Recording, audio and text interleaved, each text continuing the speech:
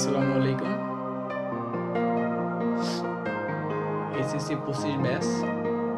তোমরা অনেকেই আমার ফেসবুকে নক দিছো, বলতেছো ভাইয়া শেষ সময়ে কিভাবে একটু রিভিশন দেবো, একটু বলেন না প্লিজ, একটু বলেন না প্লিজ কিভাবে রিভিশন দিব।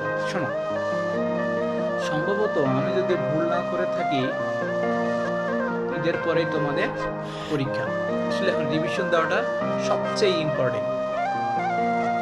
দেখো, রিভিশন দেবো আমরা অধ্যায়ের ভিত্তিতে ভাগ করে আমরা কি দিব, রিভিশন দেব।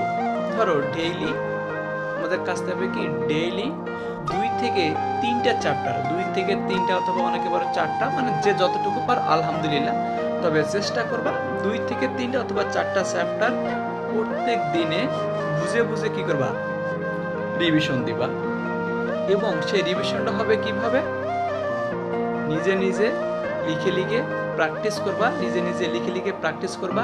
তাহলে যখনই তুমি লিখে লিখে প্র্যাকটিস করবা তখন ভুলগুলো তোমার কি হবে, ধরা পড়বে ভুলগুলো এবং শুধরাবা।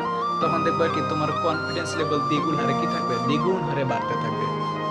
এবং যখন তুমি ওই চ্যাপ্টারগুলো রিভিশন দিবা ডেইলি, তুমি তখন কিছু পয়েন্ট পাবা। এই পয়েন্টগুলো সবচেয়ে জীবনের জন্য তোমাদের জন্য আপাতত এই সময় তোমাদের জন্য কি ইম্পর্টেন্ট। এক হলো তুমি কি পাবা, ফর্মুলা পাবা।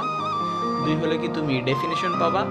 3 নাম্বার হলো তুমি কি করবা, ইম্পর্টেন্ট পয়েন্টগুলো তুমি কি করবা, ওই যে হলুদ কালারের হাইলাইটারগুলো আছে না, এই হাইলাইটার দিয়ে তুমি এগুলা কি করবা, সুন্দর মতো করে কি করবা, হাইলাইট করবা। এবং হাইলাইট যদি করো, এর চেয়ে আর একটু কিছু ভালো কাজ হবে, তুমি যদি এগুলা খাতায় লিখে লিখে একটা যে আমাদের নোটপ্যাডগুলো আছে না, প্যাড খাতাগুলো আছে না, ওই প্যাড খাতাগুলোর মধ্যে যদি এগুলো আমরা সুন্দর মতো বুঝে বুঝে একটু নোট করি, দেখবা পড়াশোনা করতে করতে আমাদের কি আসবে, একটু আলসেমি টাইম আসবে, একটু বিছানায় মাথা দেওয়ার মতো একটু অবস্থা আসবে। তখন আমরা যখন আমরা কি জানি বিছানায় মাথা দিবা, তখন তুমি কি করবা, ওই নোটটা সাথে নিয়ে সুন্দর করে প্রত্যেকটা পয়েন্ট তুমি কি করবা, আচ্ছা আমি এই জিনিসগুলো পড়লাম, এইভাবে আমি পারি। যখনই তুমি পারো তখন তুমি বুঝে যাবা যে ইউ আর গেইন, তুমি ইনশাল্লাহ ভালো কাজ করতেছো। ক্লিয়ার? এইটুকু কি যেন কখনো কি করা যাবে না, ভুল করা যাবে না। এইভাবেই রিভিশন দেওয়ার প্রসেসটা হলো এইভাবেই। রিভিশনের সময় ভুল হওয়াটাই, আরেকটা কথা বলে দেই, রিভিশনের সময় ভুল হওয়াটাই কি স্বাভাবিক। এই ভুলগুলা যদি ধরতে পারো তাহলে তুমি এগিয়ে আসো বা এগিয়ে যাচ্ছ। কারণ কি, যখনই তুমি ভুল ধরতে পারবা তখনই তুমি বুঝতে পারবা না এই জিনিসগুলো আরো একটু আমাকে কি করতে হবে, ইমপ্রুভ করতে হবে, ডে বাই ডে আরো আমাকে একটু ইমপ্রুভ করতে হবে। তাহলে এবার কি করবা গে, শোনো, তুমি এখন যে পরিশ্রম করছো তা তোমার স্বপ্নের সাথে, তুমি এখন যে পরিশ্রম করতেছো এটা এখন কি তোমার স্বপ্নের সাথে সরাসরি যুক্ত। মাথায় রাখবা, এইটা এখন তোমার সোনালী সময়, এই সোনালী সময়টা রেখে নষ্ট করিও না। এই যে 20 দিন বলি আর 15 দিন বলি, এটা তোমাদের কাছে সোনালী সময়। এই সময়টা তোমাদের কাছে রিকোয়েস্ট থাকবে, কেউ কি করবা না, অপচয় করবা না। এইচএসসি বেশি করে, এইচএসসি কি ব্যাচ 25 ব্যাচ, তোমাদের নিয়ে যেহেতু কথা বললাম, তোমরা কখনোই এই সময়গুলো কি করবা না, বরখেলাপ করবা না। এই তুমি যদি একটু ভালো মতো পড়াশোনা করো, ইনশাআল্লাহ ভালো একটা জায়গায় যাবা, ভালো একটা রেজাল্ট হবে। ভালো একটা রেজাল্ট হলে প্রত্যেকটা ইউনিভার্সিটিতে তুমি কি দিতে পারবা, অ্যাপ্লাই করতে পারবা। মেডিকেলে তুমি অ্যাপ্লাই করতে পারবা। তোমার একাডেমিক লেভেলটা যার যত ভালো, এডমিশন সিজনে যা সে তত বেশি কি করে, গেইন করে।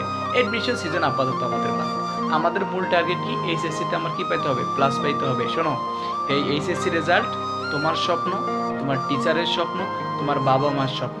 এই স্বপ্নগুলো কখনোই তোমরা কি হতে দিবা না, ধূলিসাৎ হতে দিবা না। যেভাবেই হোক, যত কষ্ট হোক, তোমার যত পরিশ্রম লাগুক, পরিশ্রমের মাধ্যমে হলেও তোমার বাবা মা বলো, তোমার টিচার বলো, এজ এ তুমি তোমার ভবিষ্যতের জন্য হলে তুমি কি করবা, ভালো মতো পড়াশোনা করে তুমি জয়ী হবা। এইচএসসিতে একটা জিপিএ 5 আনার ট্রাই করবা।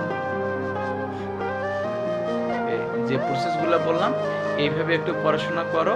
হ্যাঁ, আর সবচেয়ে বড় কথা, যে ধর্মেরই অবলম্বী হও না কেন, ধর্মকে আগে কি করবা, মেনে তারপরে এই কাজগুলা করবা। মুসলমান হলে কি বা 5 ওয়াক্ত নামাজ পড়া লাগে, নামাজ পড়বা, দেন এই কাজগুলো করবা। যারা হিন্দু ধর্ম আছে বা অন্যান্য ধর্ম আছে, তোমাদের যেগুলা করা দরকার ওগুলো করে নিয়ে তোমরা কি করবা, ডে বাই ডে এই কাজগুলো করবা ইনশাআল্লাহ। শোনো, পরিশ্রমীদের আল্লাহ পাক কখনো কি হতে দেয় না, বৃথা যাইতে দেয় না, বা প্রকৃতি তাদের খালি হাতে ফিরায় না। কোনো না কোনো এক সময় দেখবা কি পরিশ্রমের ফল তুমি পেয়ে যাবা ইনশাআল্লাহ।